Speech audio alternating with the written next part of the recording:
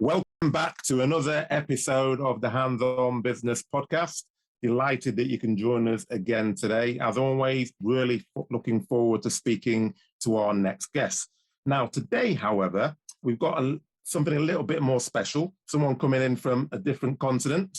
And this particular guest has been featured as a guest on Open Friend, interviewed by Maya Angelou, ABC Television, and has also served as a radio host on the PBS online radio with his own personal development show. Now, PBS, for those of you not from America, is effectively the closest thing that you can get in the US to the BBC that we have here in England. So welcome, Dr. John Oda. Is that how to pronounce your name, John? Dr. John Oda. That's it. Oda. Absolutely. It's simple. Outcome, desire, and act as if. Oh, perfect. So today, thank you so much for having me. I do appreciate it. And thank you very much for joining us. I'm really, really looking forward to this. So today we're going to talk about the 9 mistakes every business is making that cost them millions. So before we start, I just want to get into it a bit. Tell me a bit more about your journey. You've been on Oprah and Friend, you've been, on ABC, you've had your own personal development program, your development show, sorry. So tell me about your journey. How have you got to that particular stage? That's a great question. So I grew up in a little small city called Michigan City, Indiana. It's 45 miles west of Chicago. And I grew up in a family of 10. So I'm 8 of 10, right? So I have 6 sisters and 3 brothers. But growing up, I had a severe stuttering problem. I couldn't speak. I couldn't say my name. I was very shy. And I remember specifically, the nun, I went to a private school, right? So we all went to private schools, Catholic schools. And I remember going to the private school and I was in first grade playing with some crazy animals and stuff. And the nun said, John, I want to see your mother. And, I said, okay, not a problem. So I told mom said, the sister want to see you. And my mom was a midnight nurse. So mom said, not a problem. So she came about 3 days later. And then I was there. So, and then, grown-ups was talking. I said, do I leave? Because, back in my house, we need to leave, right? But she says, no, stay. Okay, cool. So she said, John's a good kid. He's really nice, but we think he's retarded and he would never graduate 8th grade. Now, my mom, imagine, this is back in the 70s. My mom had that Afro, strong Black woman. And my mom said, listen to me, if John leaves, they all leave. So we had in grade school and high school. No, she said, well, we think that he should go to Garfield. It's right down the street, a little small bus, and he can be in a special place only for him. Mom said, no, we're not doing that. Again, though, if John leaves, I'm taking them all out. And of course, it's economics and money. And of course, I'm number 8, so 7 of them went through, and we were the first Black Catholic family in the whole school.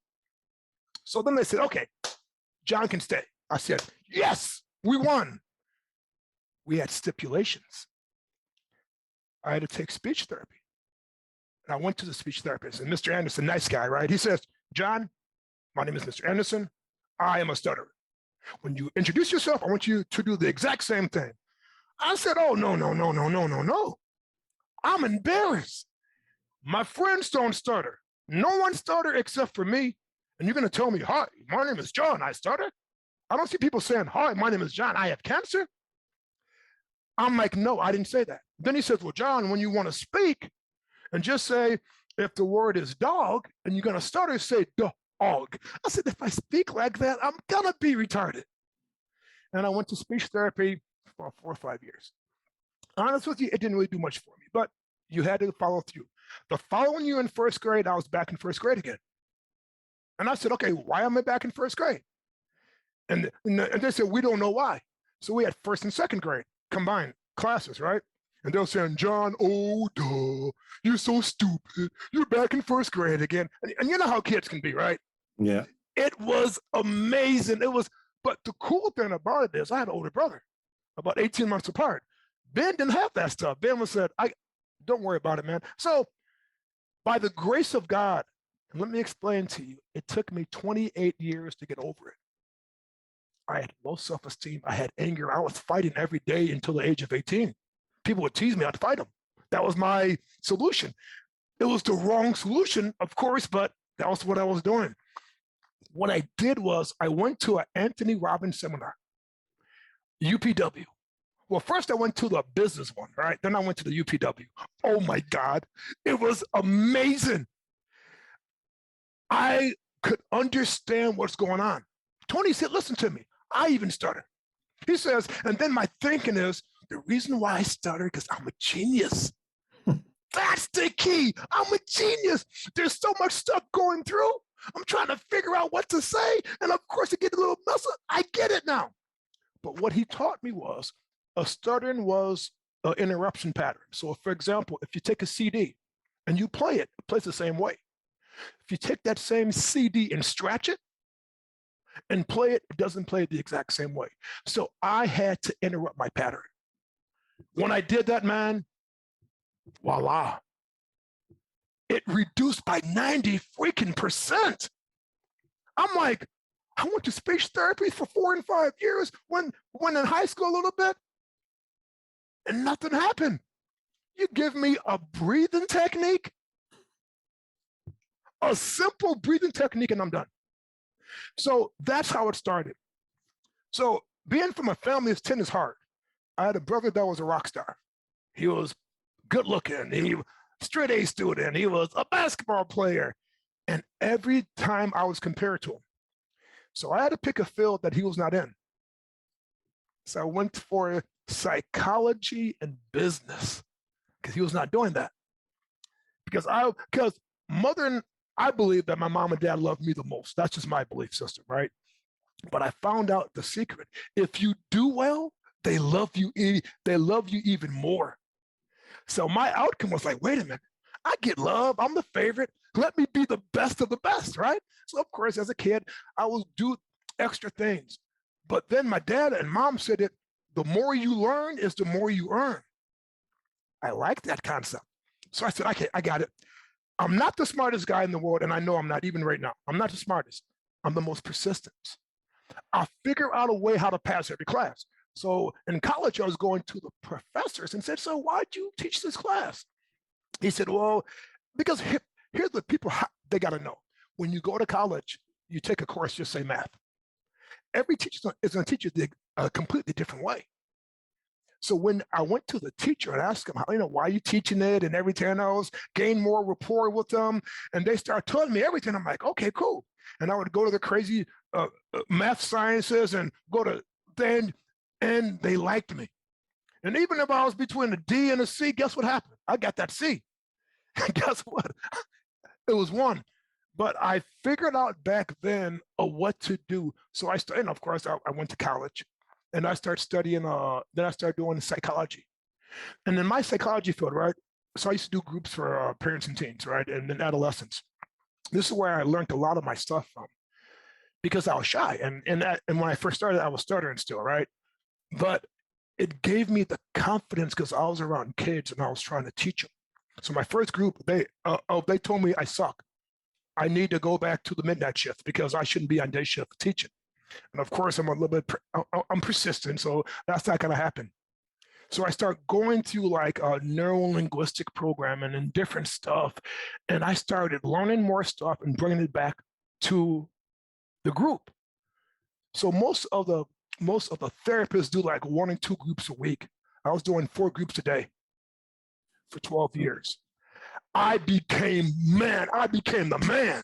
I became outstanding. We would have stuff, groups would last like an hour, mine would last 3 hours. And these kids was like, and they were just like, wow, what are you teaching? Because it was the energy, it was the passion, it was the excitement. And then when I went to Tony Robbins' seminar, right, I met a guy named Joseph McClendon III. Joseph was Anthony Robbins' head trainer, and he still is. And by the grace of God, we connected. And when we connected, oh my God, he started showing me stuff and started teaching me stuff about business and about everything else. And he's telling me how much he's making. I'm like, man, you make what God makes a month. He was making 25, 30,000 a day for speaking. And I'm like, man, I said, that's amazing. So I knew I had to work on my skill set. I started working with them and started working on the skill set and figuring out what's going on. I said, I have a client like this. What do I do? Well, you do this, you do that, you do that. I'm like, hey, I know how to do this one. And my skill set got amazing. I started doing 1-session therapy sessions. People would come in with anything. I didn't care. Give me 1 session, give me 2 or 3 hours, you're done. It got that phenomenally great. But then I started doing the mental health part because it's really needed. I started doing business. Because here's the thing about business, right? Business is phenomenal, but we still have people that have challenges going on, right? So the reason why I got on like Oprah and Friends is because I wrote a book called Connecting with Your Teen. And it was dedicated to my grandmother. And I explained to her, and she's talking about grandmothers. And I said, this is a great way to get into here. So I wrote about my grandmother, X, Y, and Z, and she had me on the show. Now, you're going to think I'm retarded when I say this. I didn't know who Maya Angelou was at the time, which was really the beautiful thing. I read about it. I'm like, okay, then she write books. Who cares, right? So we're on the show, and she said it, okay, we only have 15 minutes on the show with her. I said, okay, that's cool. So we was talking and talking. Man, you know, we talked for 45 minutes. And she said, oh my God, your energy, your excitement, your experience is so great. We need you on my foundation. And I said, yeah, let me know anytime. And then I looked her up. I said, yeah, I was talking to the lady called Maya Angelou. People going, the Maya Angelou? I'm like, I don't know, it's just Maya Angelou. I looked her up. I'm like, oh crap. I didn't know I was talking to her, right? But sometimes it's nice not to know who you're speaking to. Then you can be yourself and you can be authentic, right? So I found out that, listen to me, I am a little bit, my energy level is through the roof. I'm a little bit crazy and wild, but that's just who I am. So I just owned who I was.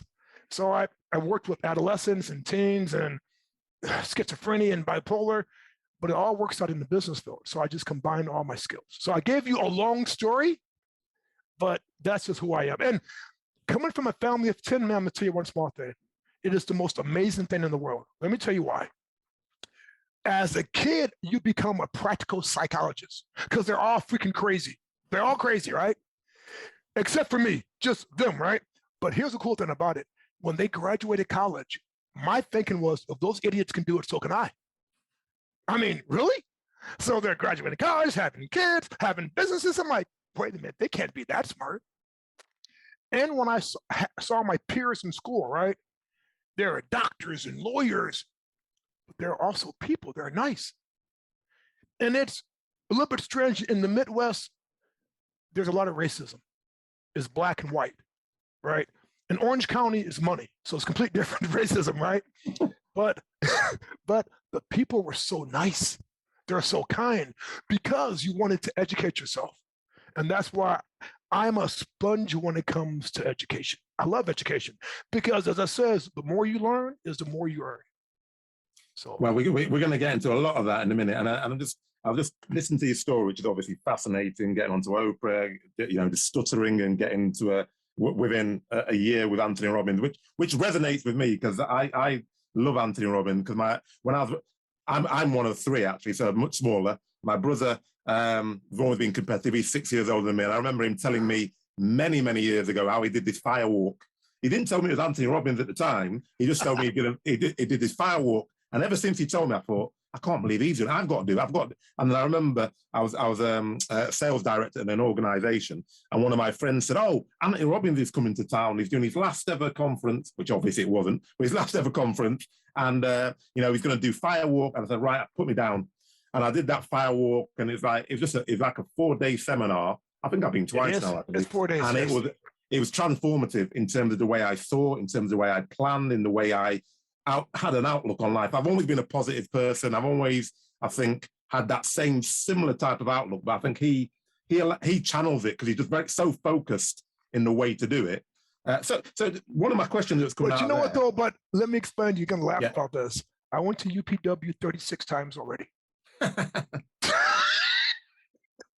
Every time I had a crisis, I went to UPW. Yeah, that doesn't surprise me. Therapy. It doesn't surprise me because I remember going, and then on day one, because you know us Brits are very reserved, and everyone's chanting, and I'm sitting there thinking, what on earth is going on here? This is ridiculous. By day 4, you're completely in the zone. You're chanting, you're there, you're visualizing, you're doing everything. Yes. And in fact, because he did the he was signing up people for I can't remember what it's called anyway, but it's in like Honolulu or whatever. And it was mastery. It was probably a life mastery. That was it. And I was just about to pay, and my friend said, "Just a minute, Aki." He said, "Just come away from there." He said, because he knows my wife very well. He said, "Your wife is not going to thank me for bringing you to this course, and then you're laying down 20 grand or however much it was.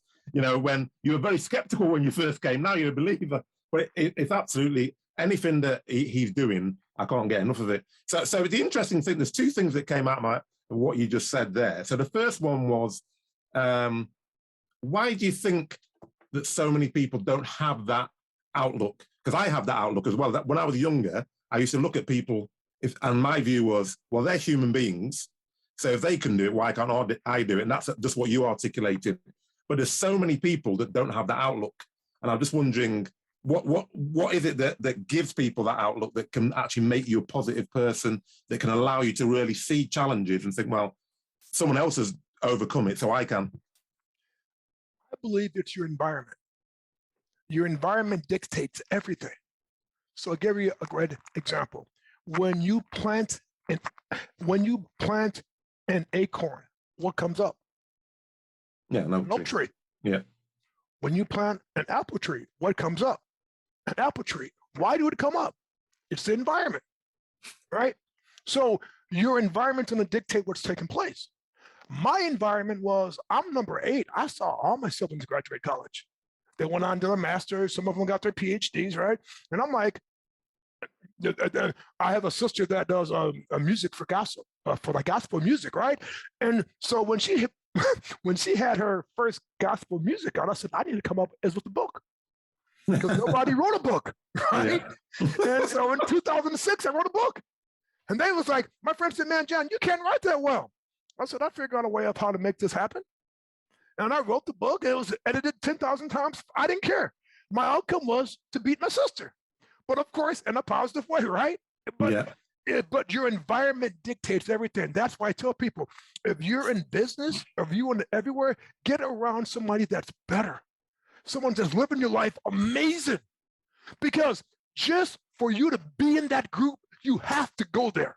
Yeah. It's a must to be there, right? So all my friends, let me tell you, some of my friends are richer, a lot richer. They are, well, they're not better looking, because I'm really a handsome guy, so that's not it, right?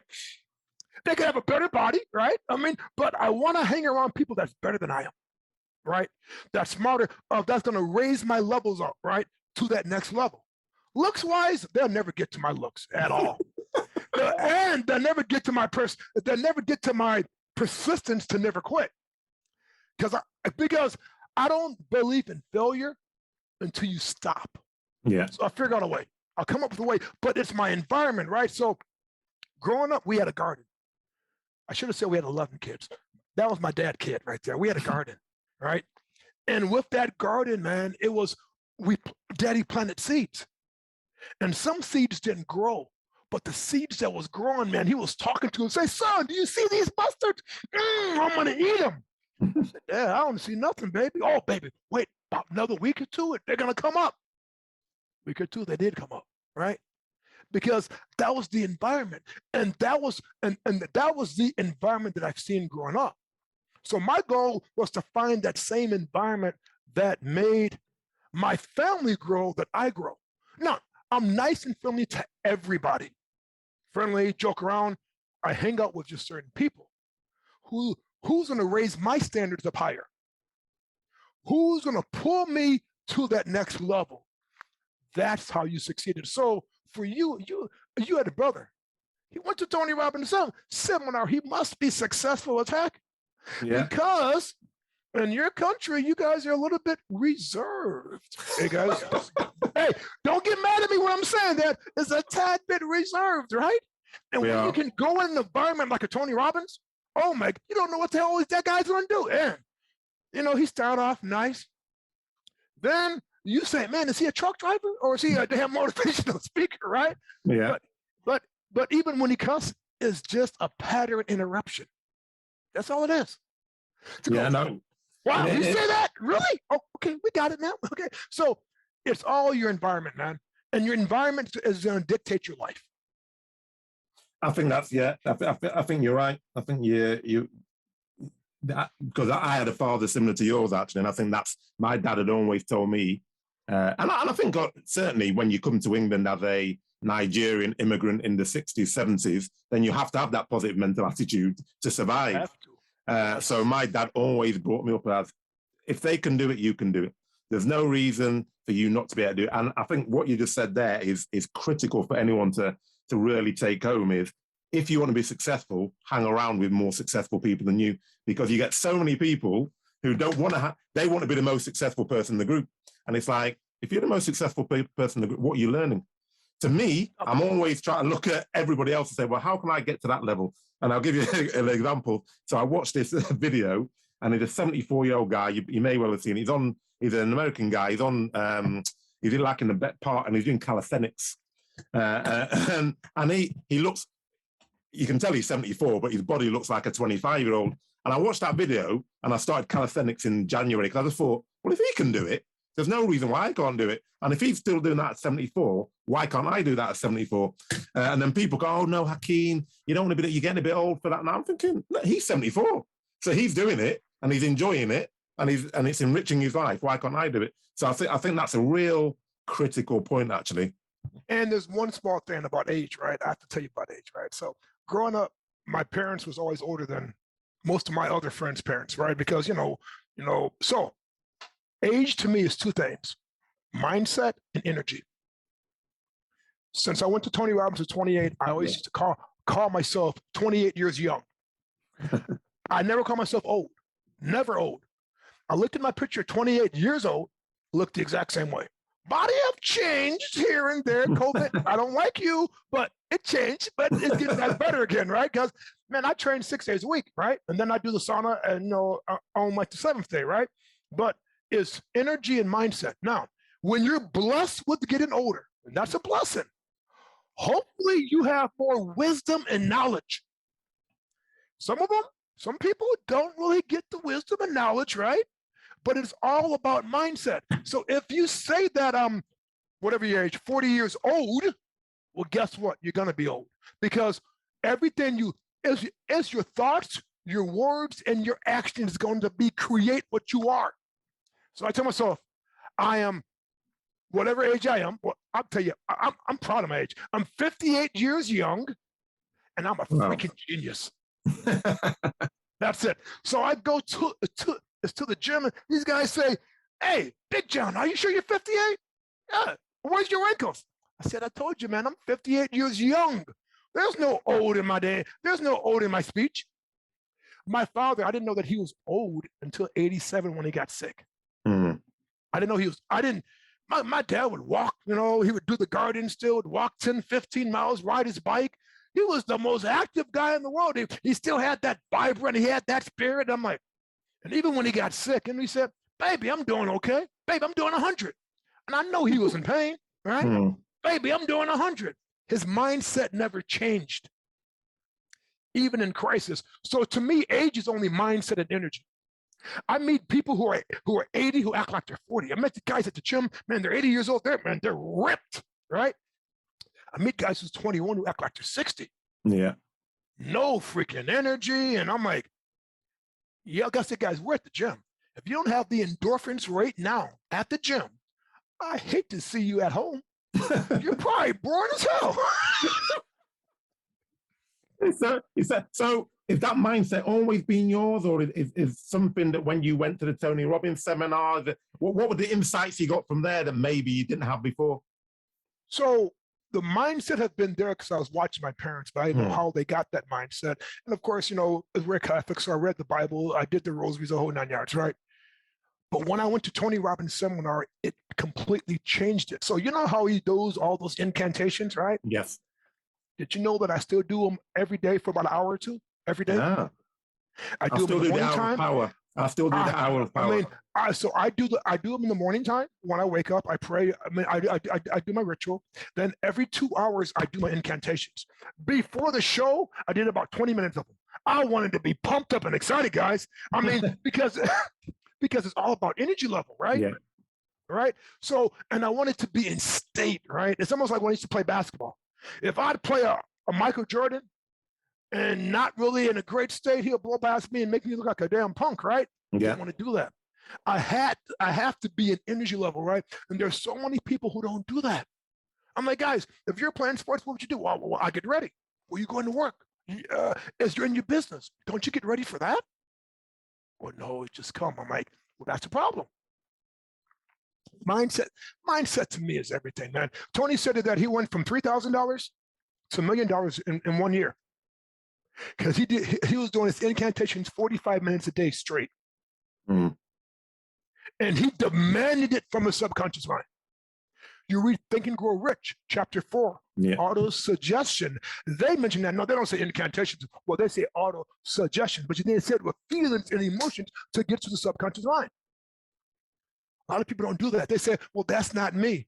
Man, if it's going to make you money, if it's going to get you where you want to be at that next level, guess what? You better start adopting it. Because Think and Grow Rich was written by people who already done it. So Andrew Carnegie, people have never read the book, surprising, but people have. As Andrew Carnegie had already the principles, but he never put them in action. He talked to Napoleon Hill and he convinced him to do it for 20 years. The richest man in the world. So imagine you're working for Elon Musk and he's making $100-200 billion and he said, listen to me, I'm gonna work you for 20 years. I'm not going to give you any money at all, but I'm going to hook you up with all my friends. And you're going to interview them and see if these principles work. How many folks would do that? Yeah, not many. No. I would. Said, but he said, hey, let's do it. I'm down. And he wrote Think and Grow Rich, and he wrote another, was it 15, 20 books, was amazing as well. But Think and Grow Rich had to the next level, man, because he wrote about 500 people who made it, like John D. Rockefeller. He wrote about Albert Einstein and Henry Ford, right? He wrote about these things because it was about mindset. I read every day. Think and Grow Rich, chapter 8 or 9, depends on what book of that you have, about persistence. I read that chapter out loud each and every day. At nighttime, I read auto-suggestion because I want to condition my mind. So when I go to bed at nighttime, I'm good. I'm good because I'm always thinking about what's the next level for me and how to get there. So on that point, because obviously you've got, as can be seen very clearly, a lot of energy, you've got the mindset, you've focused on certain areas such as business growth and peak performance. So what made you decide to focus on those specific areas? Because energy is everything. Right? And if you don't have it, you're lacking something. The people don't want to be around you. Man, I'll go to a place, right? Literally go to a store and talk to people, and they tell me their whole problems. Everyone says, do you know this guy? No, I just met him. Well, why do you like him? It's energy level, man. It's up there, right? And energy to me when I was in basketball, right? I was an energized bunny. I was pumped up and excited and talking nothing but crap the whole game. The whole game. They said, hey, tell Oda to shut up. That's all he's doing is talking. I didn't care. And business growth, right? For every business, they need to grow. I talked to so many companies, they've been stagnated. They only grow 5% or 10%. I'm like, wow. So you don't have the right blueprint, or you don't have the right strategy. Your business should grow, at least, it depends on the size, at least double. If you get, when you get 30, 40, 50, $60 million, even that should double, because a lot of people are not doing a lot of things right in their business, right? So they're doing the same model that they've been doing back in 1980, or else when the business first started. You have to do things that's a little bit different. A lot of people work in their business, but not on their business. Yeah. So they do a lot of different crazy stuff, but they're not doing it on their business. Business growth to me is easy. I can grow a company easy. Give me 12 months, and if they do what I say to do, it's easy. Now, when you get people who don't want to do what you want to do, and I've been doing this business, well, it's going to be a little bit challenging, right? But business growth is the key, because there's so many businesses that stagnated. They're not growing. And I'm like, why? So, yeah. Did I answer your question? It did, and that leads me on to my next one perfectly, to the topic of the conversation, and we're going to keep circling round. So this is not a linear conversation where when we take it off in one direction, we just go and run with it. So we talked about the 9 mistakes that every business is making. So talk me through those, because I know people will be very, very keen to know and be ticking them off and know, I'm making that one, I'm not making that one. So what are those 9 business mistakes that everyone's making? So the 9 mistakes is, first and foremost, is the mindset, right? And if you don't have the proper mindset, if you don't do those incantations, if you don't do what you need to get done, it's not going to take place. Yeah. The next one is educational marketing. Oh my God, guys, here it goes. Market data is way more powerful than product data. Now think about this, guys. We have, since Head Start, we've been going to school to learn, right? We learn, right? Then we have this great business idea. We want to be in business. And now we try to sell somebody. Really? Why don't we educate a person?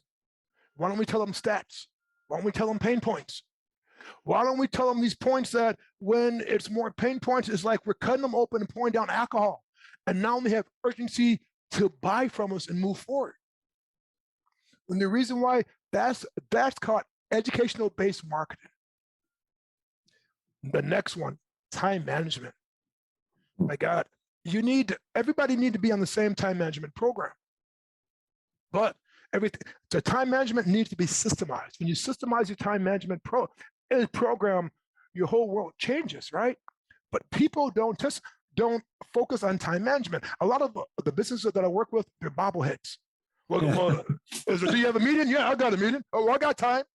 No, you don't. You got to get this stuff done. Oh, I'll do it later. Okay, it's going to be a challenge, right? So when I used to work for Chet Holmes and Tony Robbins, right? Time management was huge. So they would, we only could check our emails at 10 o'clock and 4 o'clock. That's it.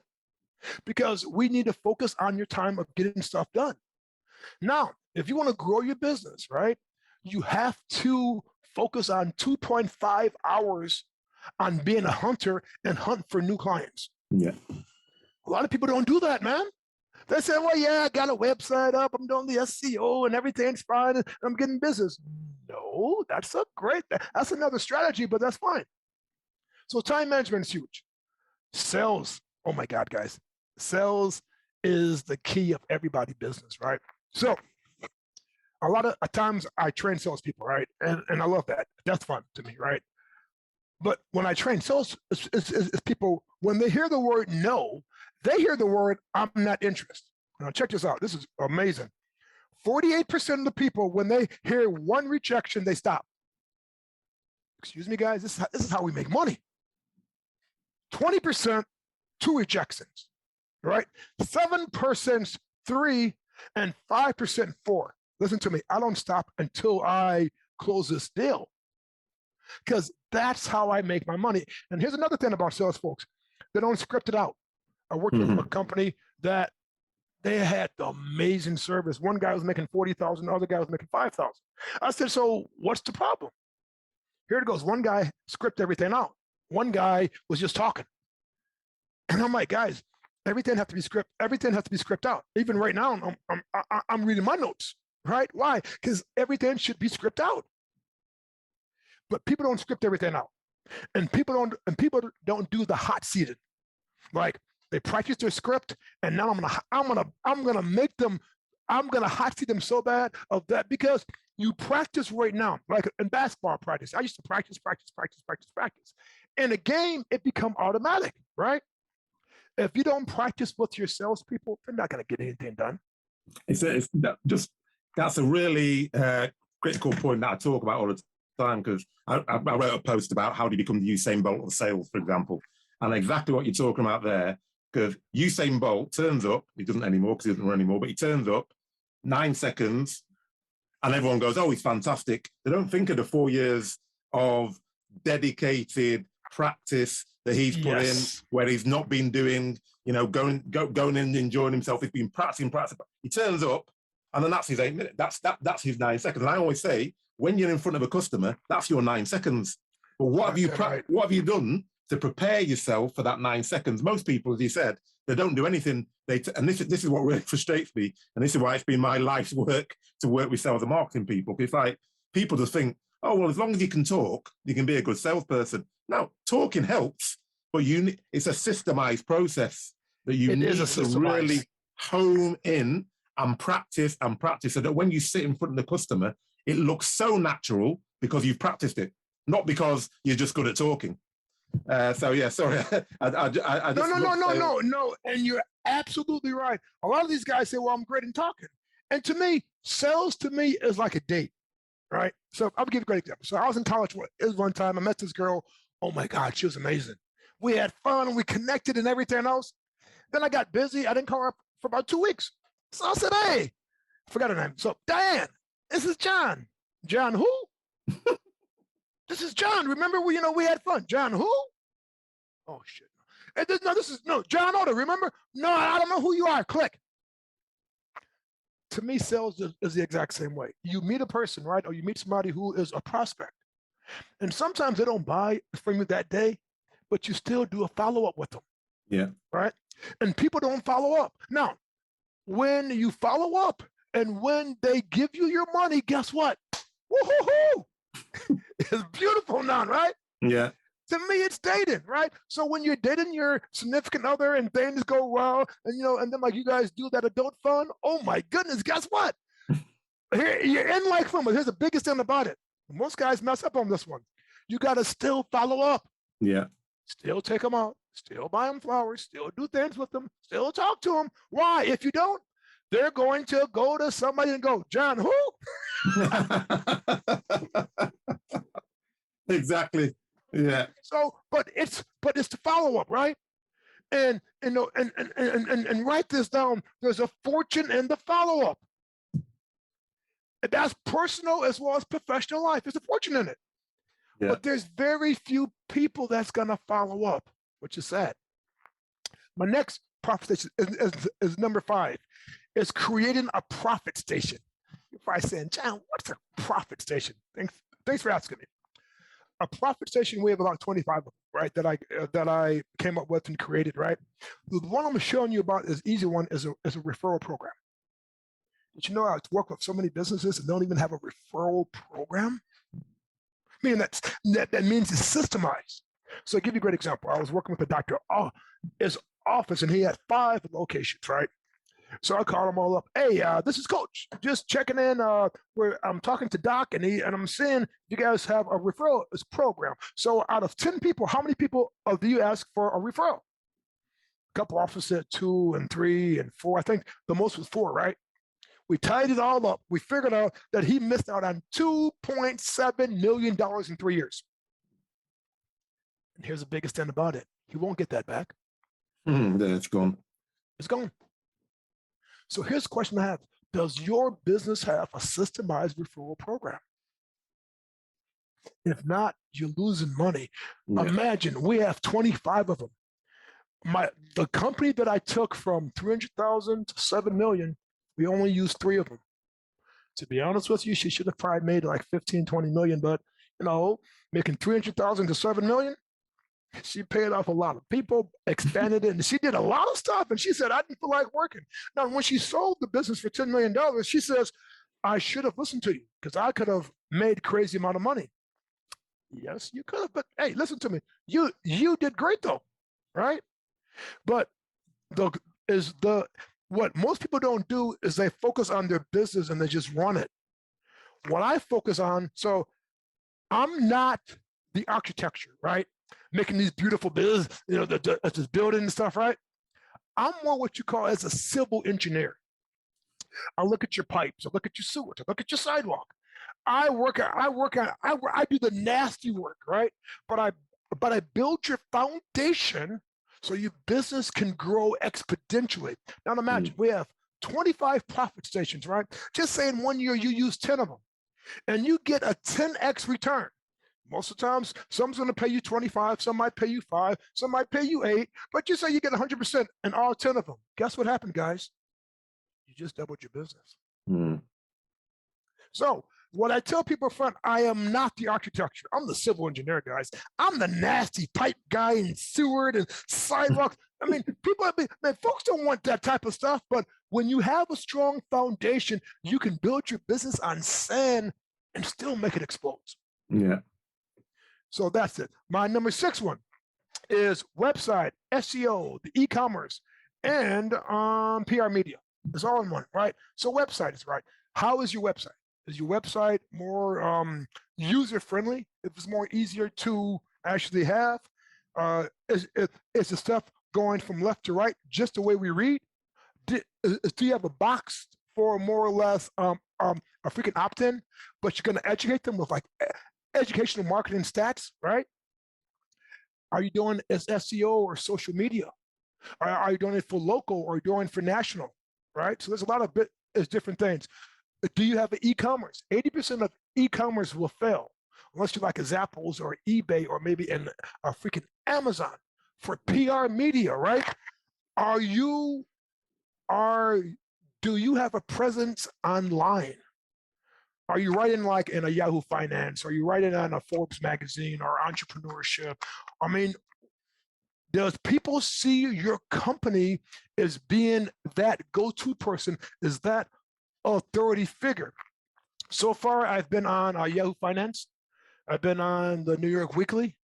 I'll be on like the Forbes and the NASDAQs when I'm coming out is with the new book, right? So then I'll be on the rest of them that I want to be on, hit more businesses, right? But the concept, guys, is you need to keep what's going on. How is your technology? How is your CRM system? Are you using Salesforce? Is your Salesforce focused on your team and focus on your business? And then if not, can you configure that to actually focus on what your business is doing? So there's so much stuff on this one that I can probably do a whole day program based on that. Yeah. 7th one is hiring. Oh God. Whew. Hiring's gonna lose you $60,000 to $100,000. Then people go, wait, but John, stop. I got sales guys and they get paid straight commission. Okay, you're right. So let's go with that one. You have to pay for leads, right? And if they're not trained, they're going to blow through your leads, guys. And that's money out of your pocket. Hiring is a really cool thing. So what I do when I do hiring, I turn them down, I do personality tests, I do whatever it takes. I make them jump through hoops. And here it goes. And if they cannot jump through hoops, guess what happened? I don't hire them. Yeah. Because I'm looking for a rock star, a superstar. I'm looking for one that's going to be a diamond in the rough, and they're going to kick some butt each and every way. Yeah. Right. But I want to hire somebody based on my culture, the culture of the business. Where do I see my business going? And sometimes when you hire these rock stars, they have no freaking personality, right? It doesn't make a difference, right? You focus on their production than on their personality part. So, anyway, so that's it.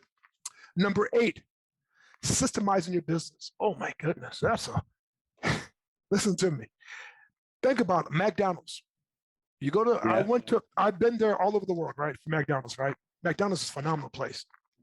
But I went to one in Japan. I went to one where I've been to the UK. I've been to one in Dubai area. I've been all over the world. But think about this. An 18-year-old kid can run a McDonald's. Yeah. Why? Systemized. Starbucks. Why? It's systemized. Right? Does this make sense to you guys? It makes perfect sense because, every business I go into, I think people think I'm a bit obsessive about systems because you can see them, they glaze over when I'm saying, well, let's do like this. Let's do it. Because to my mind, and I did a podcast the other day about how, every leader's number one goal should be almost to make themselves obsolete or dispensable. And the way you do that is by systemizing your business so that I can go away for 4 weeks and I don't think, oh my God, everything's going to fall apart because I'm not there. No. I want to make sure that I can drop anyone with a brain into my business. And because it's actually systemized, they can follow, as you just said, and get an 18-year-old, put them in McDonald's, Starbucks, wherever, they can follow the process because there's a very defined process. And that is when you know you've got a successful business, as opposed to, no, the CEO's not here. Right, well, we can't do anything because he knows everything. And without him, we can't do it. No, what's the system? What's the process? So I'm completely on board. And here's a cool thing about it. We systemize your profit stations. Yes. Now you're having you should have 9 different ways of making money, right? Think about it. Now you have a referral program. Now you have an upsell, downsell, right? Because sometimes it start off high and they don't want to leave you. You downsell them. Yeah. Money's money, guys. I mean, come on, really? I mean, so if I'm charging you $2,000 a month and you want to leave me, hey, so we can do 1,000, but we can cut off time, right? Because you want to still keep these people, right? But money's money, right? Then eventually when you do X, Y, and Z, well, they'll come back again, right? But people don't see it like that. But they have no systems in place. Then when you systemize your, as you say, your operations, life become much more easier. Yeah. People don't do it like that. I'm looking at these people, I'm like, and that's why it's so easy. It's so easy for me to grow a business. They're not doing nothing right. I worked with this company making $500 million a year. I'm telling you, I don't even know how they made that money, but their service was so great. People were just buying them. They had no systems in place at all. But when we systemized the whole business, the business was doing $1 billion plus. Yeah. Because they was not doing nothing right. And most companies are not doing nothing right. And that's beautiful because that's when they can grow. Yes. The great Jay Abraham, I love Jay to death. Mm. Great Jay Abraham said there's only 3 ways to grow a business. Get more clients is number 1, right? Number 2, charge more money. Yeah. And number 3, a frequency of purchase. So if they're coming 1 time a year, now they're coming twice a year. Guess what? Your business just grew 33%. Right? Dentists, right? And here's how they messed up from the dentist point of view. They supposed to have teeth is cleaning twice a year, right? If you only go once a year, a dentist just lost 50% of their business. Yeah. But again, though, those are the only way to grow a business. And then from there, you just build around of how to create your systems to grow your business. Business is easy. People make it so freaking hard. To make it hard. The charge more money one is a fascinating one because I always say to people that, and people always seem to have a real difficulty to increase the prices. And I can't remember who told me, but when I was very young, they said every year, just a standard, put your prices up by a certain percentage. He said, because people then get into the habit of it. And if you're giving good value, nobody minds. And it's interesting because you look at places like utilities. Utilities don't think twice about putting your price up. They put your price up, that's it. Today it's X, tomorrow it's Y, and you pay it. But in business, people start saying, oh, but if I put my price up, I'm going to lose the customer. I'm thinking, no, if you've got a relationship and they like what you're selling, and as you've just said, you've got the pain points, you've got the marketing, education, so people can see the value of what you're doing, they'll pay more for it because they're used to doing it. Absolutely. But people don't get it. People, I mean, no, here it goes. In the States, since August, our prices of food went up about 50%. Yeah, same here. I mean, it went crazy. And guess what? They didn't have no problems on it. Our gas prices, $6. Yeah. $6.50 for premium in freaking Orange County. Yeah. Are you guys kidding me? Really? 3-4 months ago it was $4, and I thought that was expensive. Yeah. You know what I mean? But they're doing it, right? But if you're adding value and if you're the only place in town, guess what? They're going to go to you. Hey, look, we got to drive. We got to eat. Exactly. I mean, so yeah. No, I like that. Okay, and number 9? I think I had 9 there, didn't I? Did you? Hang on, let me go through. 1, 2, Systemizing your business was the last 6, one. I put out number 8. 8, 9. Okay, so I said mindset, educational marketing, time management, sales, creating profit stations, website, hiring, systemizing your business. Oh, I missed one. I don't know.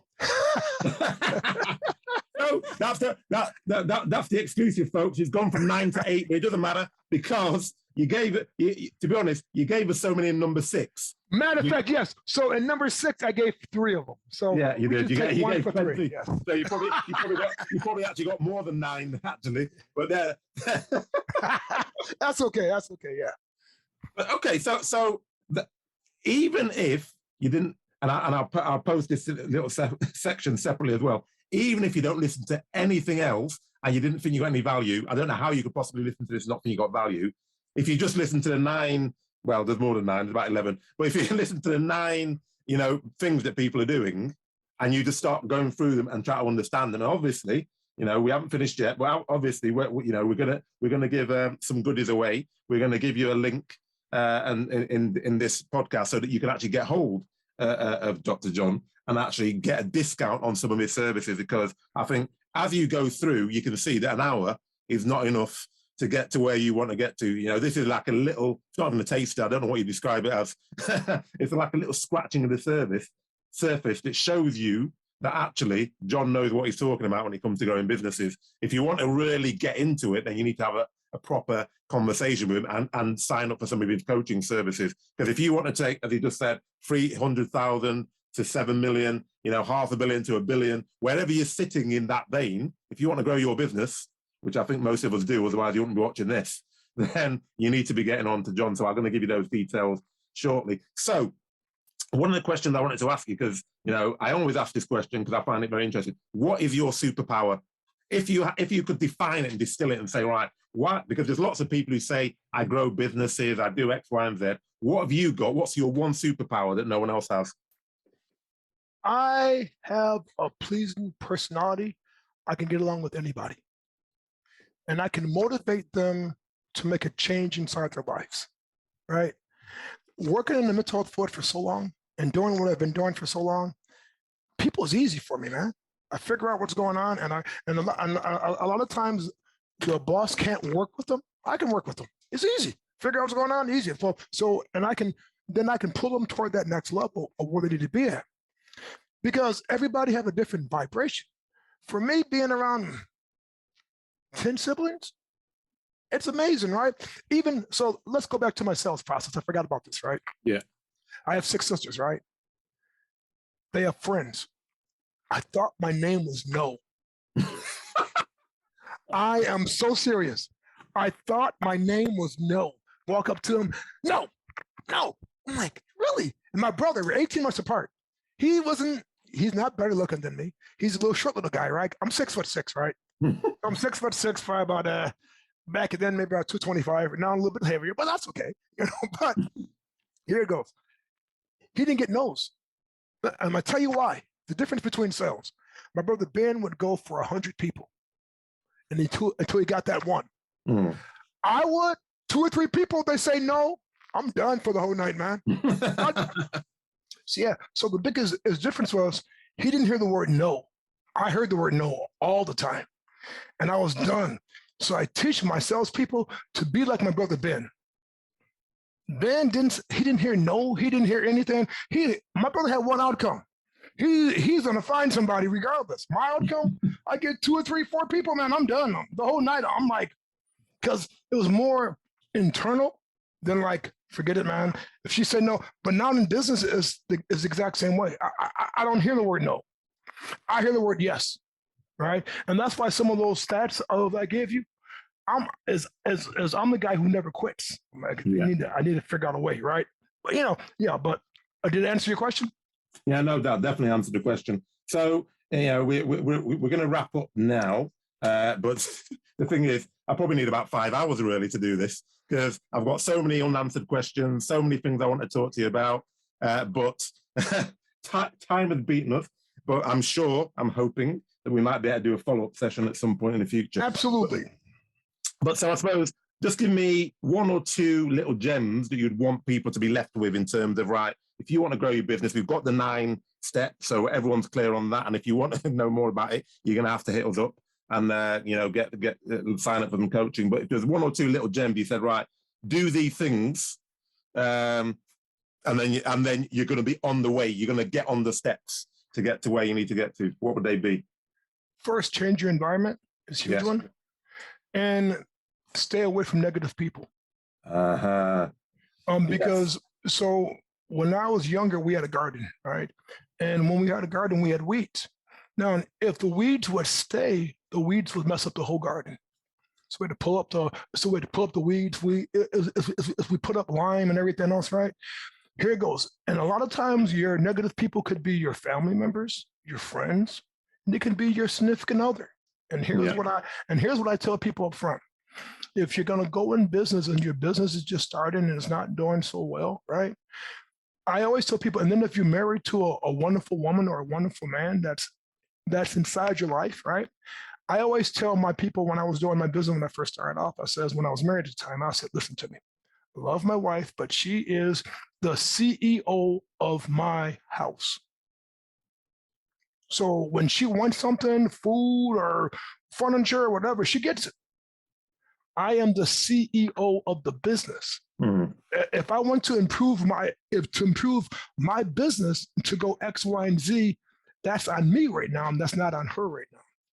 Sometimes we tell people our goals and our dreams that God put inside our heart. You don't tell anybody that. You play it out. You only tell your mastermind people who think like you, like-minded people, right? Who's like you, because sometimes, so I give you a great example. I told somebody my goals. I'm like, oh my God, God told me this. They gave me a look like they thought I went cray-cray. Right? And it's just, I'm looking at it, I'm like, really? Here it goes. Everybody wants you to do good, but not as good as them. Yeah. Bottom line. Yeah. Bottom line. So your environment dictates your life. So if you have a negative wife or a negative husband and you're doing business, love them to death, but don't tell them about your business, because they're going to tell you something that well, you're doing too much or you're spending too much money. And I had a great example. So there's one guy I was talking to. He said, well, I like your business. I'm going to talk to my wife. I said, man, your wife's going to tell you no. So what do you mean? Yeah. She wants to keep the money, not spend the money. No, here it goes. I can make you crazy money, but she don't see that. I said that she don't see it as no investment. She sees it as an expense out of her pocket. Yeah. So my biggest thing about it is negativity. That will kill your dreams. That will kill every aspect about you. That's why I tell people very few stuff. I tell people little small stuff here and there. When people say, well, this was one time I got a coach. Oh, John, why are you getting a coach? You're a coach. I need someone to kick my butt, man. Really? Yeah. Well, that's too much money. No, it's not. If she's going to make me go from A to Z further faster, I'm going to grab her. But if I do it on my own, but you'll save money. I'm not saving money because I'm not making the money that I should be making, right? So my biggest thing about it is negative people. To me, life is a garden. I wrote a book called Life's a Garden, and life is a garden, right? You need to figure out the weeds that's inside your garden. And sometimes it's your loved ones. You can still love them. You can be your brothers. Love them from a distance, but you can still love them. But don't tell them what you want to do because they're going to crush it. Now, when you do it, guess what? You can tell the world, Think and Grow Rich, 141. Tell the world what you want to do, but do it first, including family members and loved ones. Who's not on the same page. I think that is certainly when you start a business and people always think, oh, you're a bit crazy, can you do it? And you have all that negative talk. You're right. I learned that very early on that actually I'm just going to keep it to myself. And then if I do it, which I think I can do, it's fine. If it doesn't work, you do something else and I move on. And you haven't got somebody in your ear saying, oh, you don't try that again. It didn't work last time, did it? Don't try, So I think those are two really powerful things to end on. Change your environment and stay away from negative people. So Dr. John Oda, an absolute pleasure. I can understand why people call you the ultimate business growth strategist. It's been a pleasure. We've been on for what, an hour and 15, 20 minutes. It feels like 5 minutes. Already?